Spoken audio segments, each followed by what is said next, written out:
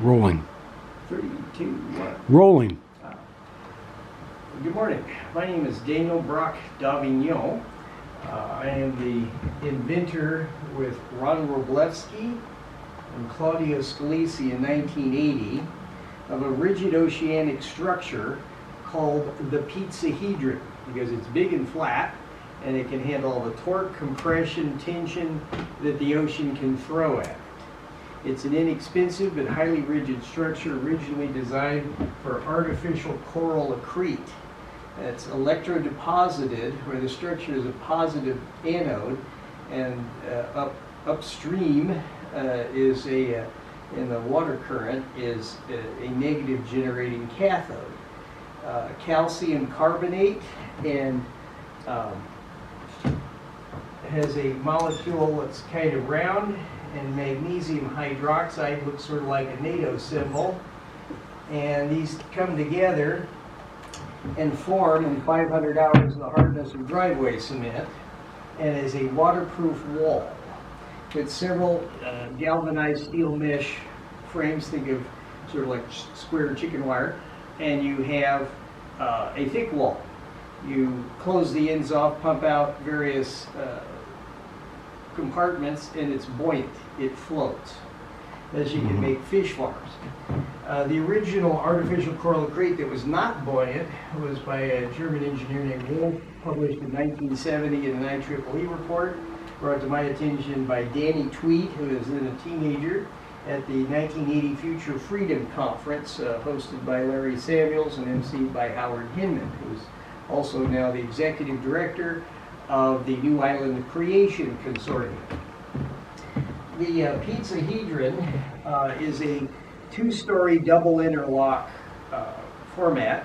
What I'm going to show you is essentially a bird's eye view, as if you were flying over the ocean and you look down and see either plastic or steel girders. This is the shapes you would see. The basic Pizzahedron is in the shape of a hexagon as a defined area.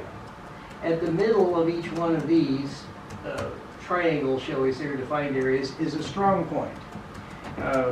Ron Wroblewski, Claudio Scalisi, and myself, we played with paper clips, construction paper sticks, until I noticed the way that Claudio was holding his fingers, and there were 3 fingers and a knuckle. This is a strong point.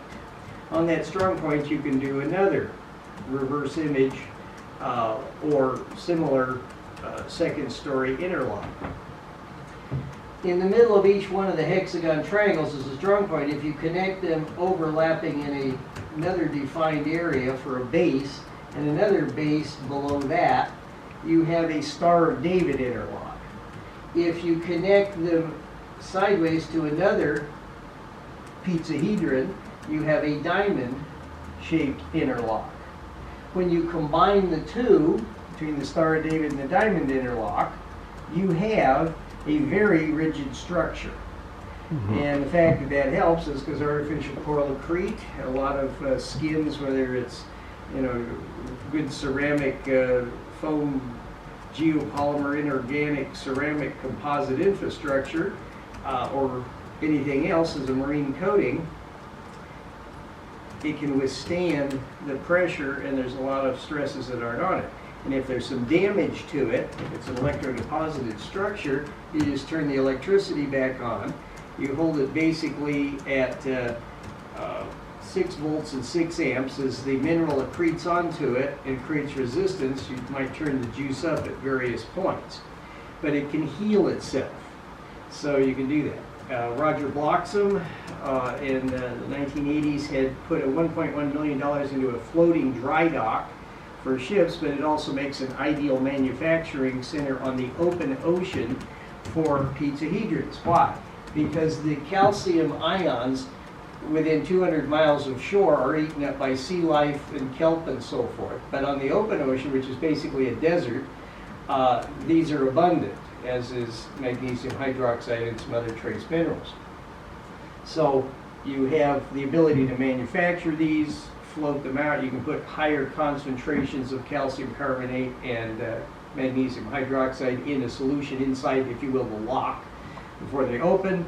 And the units float out, they're connected together, and you can build a large structure such as a fish farm, which of all of the uses of oceanic platforms makes a 300-to-1 return on investment, which is pretty much unheard of in a lot of fields.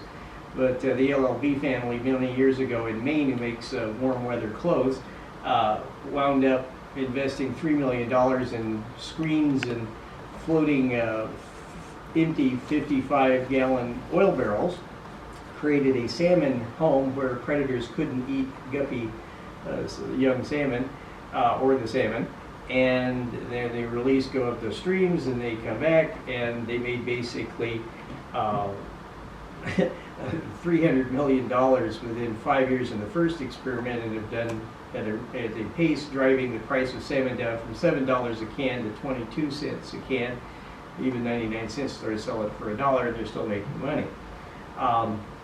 Species diversity is an issue, but you can grow very large fish like tuna, albacore. Asian cultures enjoy sea urchins and other foods that can be grown, lobster and so forth, abalone, which is otherwise illegal to do on the open ocean. You can farm it and do quite well, oysters and so forth. Create a lot of protein. 70% of the ocean, 70% of the people in the world live near the ocean, and one can create trade cycles with flying boat, airliner, cargo planes rather, that can haul food one way, and you can wash these kinds of planes out and haul strawberries the other way, and they won't smell like fish, and the plane won't smell like fish either. You can wash out dimming containers. These were invented by Bert Rutan, and my own efforts in creating such trade equipment. The Pizzahedron interlocks became, by the end of the 1980s, the new Island Creation Consortium, and many people that are interested in this are called Nicconauts. Various magazines at the time, Outside Magazine, circulation 6 million it's grown to. An article called Let Freedominium Ring. LA Times full color view section front page was Grow Your Own Island. Imagination just flows. People are interested in volitional science and creating new countries without a lot of social government, guns, military, and so forth, are quite interested in them, with various things happening to the North Pole, Arctic regions, with Orion gas, arm and dust funneling down there and warming those. Ocean levels rise, so many seacoast and island countries can be interested in not only pizzahedrons but the artificial coral accrete. We have a lot to do in terms of work to make this reality. There's various organizations, the Windward Foundation, Seasteading, and others that are dedicated to this, but they foolishly keep trying to operate inside somebody else's sovereignty. You have to go outside 300 miles or more. If we've defeated much of the law of the sea conferences by socialists in the United Nations, who now want to claim all of the international oceans for a dictatorship. They're going to give 30% of the whales as a sop, but basically what they're doing is trying to commandeer international waters. We believe that private property development, whether it's on oceans or space, you can parcelize these things out, not just first come, first serve, but people who can do something with the resources, not decided by somebody else, but those with the will to do it, can be there. The way they can be there is on pizzahedrons. Every other design structure doesn't work.